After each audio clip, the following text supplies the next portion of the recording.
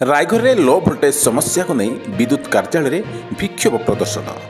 नवरंगपुर जिला रायघर ब्लॉक रे लो भोल्टेज समस्या को नहीं रायघर कांग्रेस पक्षर विद्युत कार्यालय सम्मुख में सोमवार अपराह विक्षोभ प्रदर्शन कर सूचना अनुसार रायघर ब्लॉक 24 पंचायत रे दीर्घ दिन है लो भोल्टेज समस्या रही समाधान कर वर्तमान पिला परीक्षा थी बारंबार विद्युत काट जो पिला माने ठीक से पाठ पढ़ी पार ना। सबुठ बड़ समस्या है वर्तमान रायघर अंचल शताधिक चाषी रबी ऋतु में मका और पनीपरिया चाष कर वर्तमान सेगुड़िक सब नष्ट होगा बसला।